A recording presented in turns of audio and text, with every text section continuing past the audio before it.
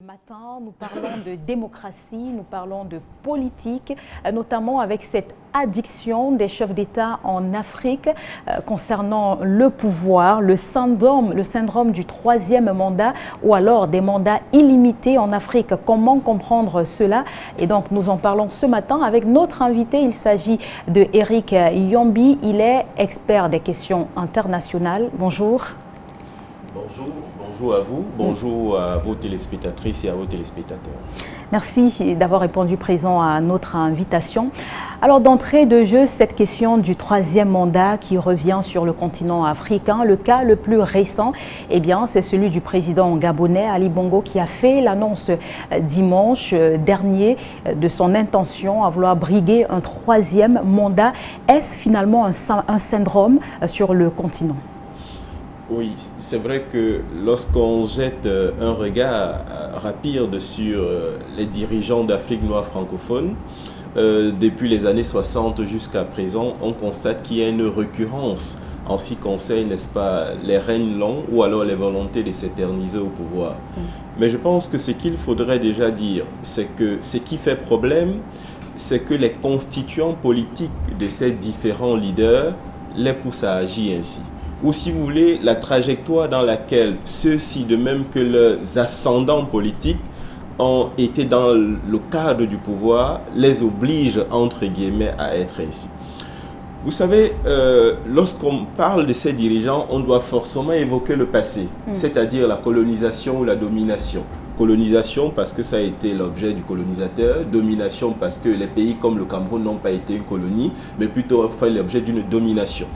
Alors, le colonisateur ou le dominateur a introduit des variantes dans l'agir politique de ces différents personnels, c'est-à-dire la volonté d'éternité.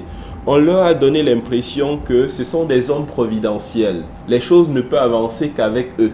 Ils sont les seuls à pouvoir faire quoi que ce soit. Ils ont été dans un moule et ce qui les empêche de se départir de ce moule. Donc, il y a une volonté d'éternité. On peut comprendre cela à travers la logique de chefferie.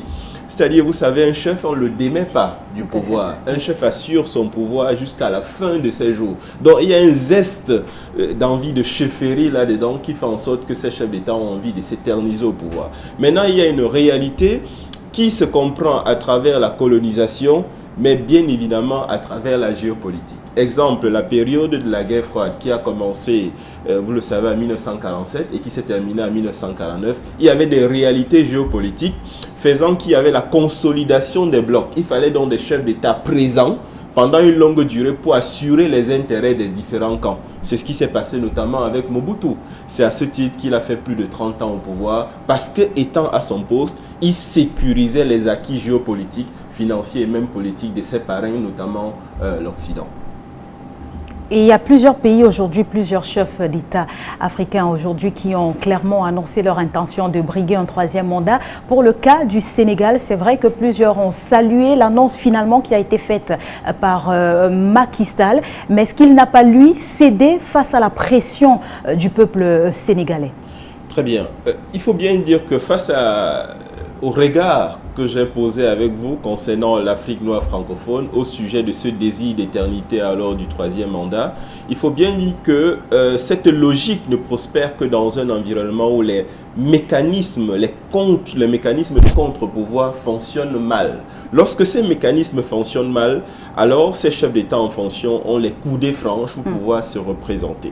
Mais lorsque nous avons affaire à une société civile dont des contre-pouvoirs qui fonctionnent assez bien, il y a une réticence ou alors il n'y a pas une envie de ces chefs d'État de se représenter. La force du Sénégal, c'est sa société civile.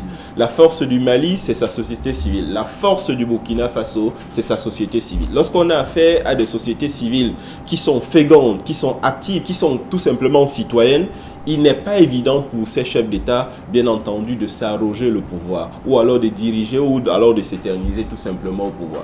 Donc nous saluons ici le fait que la population doit toujours prendre en main sa destinée, ce qui n'est pas le cas dans beaucoup de pays d'Afrique noire francophone. C'est la population qui doit être au centre de son avenir, la population doit être maîtresse de son destin. Le discours malheureux que nous entendons souvent dans notre environnement, c'est Dieu qui donne, c'est Dieu qui fait. Ce n'est pas Dieu, ce sont les citoyens. Il faudrait qu'aujourd'hui, que dans les pays où il y a des difficultés d'alternance au pouvoir, que la population se rende compte qu'elle est souveraine et que c'est elle qui doit attaquer son destin. C'est elle qui doit bien entendu fabriquer son avenir. Il n'appartient pas à qui que de ce soit de lui offrir de l'eau et du pain. C'est elle-même, la population, qui devrait, n'est-ce pas, être sur le chemin du changement. Et qu'en est-il de l'opposition alors finalement pour le cas du Gabon, pour ces élections qui arrivent au mois d'août prochain? On parle d'une vingtaine quand même de partis politiques de l'opposition, c'est-à-dire de candidats qui veulent se présenter face à Ali Bongo. Est-ce que l'opposition, du fait qu'elle soit divisée, cela ne joue pas en sa défaveur et en défaveur du peuple, par exemple? Très bien. Vous évoquez une question qui est également très profonde. La question de la division des populations, la question du tribalisme, ce n'est pas une question qui date d'aujourd'hui. C'est une chose qui est vieille. Et une fois, le risque est de parler de l'Afrique d'aujourd'hui comme si elle est venue à l'existence en 2023. Nous sommes le produit d'une construction. Nous sommes le produit d'une trajectoire. Lorsque le colonisateur ou le dominateur arrive en Afrique, il met en place des mécanismes très simples. Il divise pour mieux régner. Je vais vous prendre un exemple pour l'Afrique de l'Ouest. Lorsque Faidherbe arrive gouverneur en 1854, gouverneur du Sénégal, il établit une hiérarchie de catégories dans la société.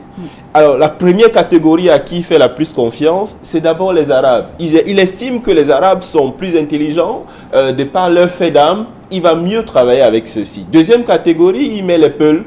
Mais vous avez bien compris que pour les Arabes, ils ont la peau blanche, très blanche même, un peu moins pour les Peuls. Et en troisième catégorie, il met les Noirs.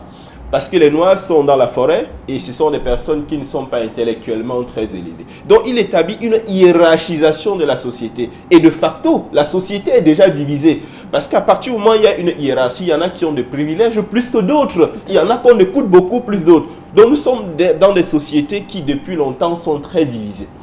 Maintenant, on pourrait dire qu'il y a eu des chefs d'État, il y a eu des leaders qui ont fait en sorte que cette division ne se voit pas a priori. Mais ce sont des mécanismes de gouvernement qui ont toujours existé. Tout compte fait, division de la population, tribalisme, ce ne sont pas des réalités qui datent d'aujourd'hui. Alors, donc, c'est donc un levier qui est toujours utilisé par les pouvoirs, diviser les opposants ou alors diviser la population pour mieux asseoir son pouvoir. Pour une raison simple, lorsqu'une population est unie, elle est plus forte que n'importe qui. Un chef d'État ne peut pas être plus fort que sa population. Ce n'est pas possible. Donc à partir du moment où il y a une dispersion des forces, forcément, ça donne les coups de franche au chef d'État en place de pouvoir être réélu ou alors tout simplement de postuler pour un troisième mandat. Donc l'exemple du Gabon, ce n'est pas un exemple qui date d'aujourd'hui. Vous savez que le Gabon a une trajectoire connue en ce qui concerne, n'est-ce pas, la mise dans le cocon du pouvoir des différents opposants. Je peux faire allusion ici, n'est-ce pas, du prêtre, du père Mba Abessol, qui en son temps avait été entre guillemets acheté par Bongo Père afin qu'il fasse partie, n'est-ce pas, de la mouvance présidentielle. Et cette addiction au pouvoir, finalement, est-ce que ce n'est pas une sorte de coup d'État déguisé des dirigeants africains, ce syndrome du troisième mandat? Parce que tout de suite, la Constitution va être changée, oui, et puis on va se présenter à nouveau. N'est-ce pas là une forme de coup d'État déguisé? On peut voir ça ainsi, une sorte de coup d'État déguisé, mais on peut également se dire que nous sommes ici dans une société où les mécanismes de contre-pouvoir ne fonctionnent pas bien. Il appartient à la population de s'organiser, il appartient à la population de se constituer à une force plus importante que celle qui est au pouvoir. Et c'est ça le drame de l'Afrique noire francophone, particulièrement le côté de l'Afrique centrale. Il y a une société civile qui a du mal à éveiller les populations. Il y a une société civile qui vit sur ses anciens lauriers et qui a du mal à apporter quelque chose. Peut-être du fait de la répression aussi. La répression existe partout. Mais ce que je voudrais dire, c'est que lorsque nous sommes dans une perspective de conquête du pouvoir, forcément les œufs seront cassés. Il y a cette répression, je n'en disconviens pas. Mais vous le savez sans doute, la répression existe dans tous les pays d'Afrique noire francophone. Tandis qu'on parle d'elle au Cameroun ou au Gabon, elle existe aussi au Burkina Faso. Lorsque Blaise Compaoré a été débarqué il a été débarqué par la population. Blaise Compaoré, on le sait, il exerçait un pouvoir violent, un pouvoir très violent, mais la population a décidé de prendre son destin à bras le corps et de dire non, ça suffit. Il appartient aux autres pays d'Afrique noire francophone, particulièrement en Afrique centrale, de prendre leur destin à bras le corps et de dire à un moment donné, si ces populations ne peuvent plus supporter une gestion qui n'est pas bénéfique, il leur appartient de prendre leur destin en main, tout simplement. Mais quel levier faut-il donc actionner finalement pour avoir une transition démocratique? La mobilisation, la descente dans la rue. On a vu au Sénégal la population qui a manifesté pour dire non, et bon, selon certains, ça a marché. Quel levier actionner alors? La descente dans la rue n'est que la conséquence d'une citoyenneté accomplie. D'accord? La descente dans la rue est le fait d'une politisation continue des populations. Il ne faut pas entendre par politique ici le fait, n'est-ce pas, d'être démagogue. La politique, c'est tout simplement la gestion de la cité. Et on gère la cité avec des populations qui apportent leur contribution. Le seul chemin qui existe et qui a toujours été vérifié dans la trajectoire historique, c'est la trajectoire de la citoyenneté. Les citoyens doivent se prononcer sur la gestion de la cité. Les citoyens doivent aller voter. Les citoyens doivent s'exprimer. Les citoyens ont même le droit de dire non. À partir du moment où il y a des mesures qui sont prises, la population peut dire « nous ne sommes pas d'accord ». Et c'est en cela qu'on marche. Mais on ne peut pas marcher ou alors se prononcer objectivement si on n'est pas l'objet d'une citoyenneté accomplie. Et de ce point de vue, il appartient à tous et à chacun de jouer son rôle. La société civile doit s'impliquer pour éduquer les masses. De même que le pouvoir devrait le faire, même si le pouvoir ne le fait pas toujours, de mon point de vue en tout cas, il appartient à la société civile de jouer ce rôle important. Il faut politiser les masses, il faut être citoyen. On doit apprendre à nos enfants, à nos frères et à nos cousins de s'exprimer. Je conviens avec vous que ça se fait souvent dans la douleur parce qu'il y a la répression en face. Mais cette répression, je le précise une fois de plus, ne peut pas être une répression totale face à une population qui est décidée et qui ne veut que reprendre la souveraineté qui en réalité lui appartient. La voie des urnes. La voie des urnes qui est une autre voie parce qu'il n'y a pas que voter. Il n'y a pas que voter. Il y a voter, il y a s'exprimer. La liberté d'expression, on la conquiert, mais on doit d'abord être citoyen. Lorsqu'on n'est pas citoyen, on a même du mal à savoir qu'on a des droits civiques, qu'on a des droits politiques. Il faut être citoyen, contribuer à l'avancement de sa cité. Et on va sortir par cette interrogation. Au regard de tout ce que vous venez de dire, est-ce que finalement la limitation du nombre de mandats est un gage de développement, de progrès pour un État ? Vous savez, les vérités sont aussi contextuelles. Il n'y a pas de vérité éternelle. Je vais commencer par dire ceci. Vous avez un pays qui est voisin au nôtre, c'est la Centrafrique. Il y a un cas de figure qui est en train d'émerger en Centrafrique. Le président Touadéra, il a fait 2 mandats, mais il estime que la population aimerait qu'il fasse un 3e mandat. Maintenant, la variable qui peut être une variable consolatrice, c'est de dire, cette fois, ce n'est pas avec l'onction de la métropole, si vous voulez, la France officielle. C'est une volonté personnelle, semble-t-il, portée par une envie de la population. Ça, c'est une variante assez importante. Mais je pense que dans un contexte comme celui-ci, pour ma part, et c'est mon point de vue, il faudrait mettre en place une autre dynamique. Lorsqu'un chef d'État accomplit ses 2 mandats, il faudrait laisser la place à quelqu'un d'autre, bien entendu, pour continuer la mission. Et vous savez, en Afrique noire francophone, on a un problème profond. Un chef d'État doit être à l'image de la population. La population camerounaise, je pense, à plus de 60% à moins de 35, à moins de 40 ans. Il faudrait que le chef d'État ressemble à la population. Moi, je rêve d'un Cameroun où on aurait un chef d'État de 55 ans.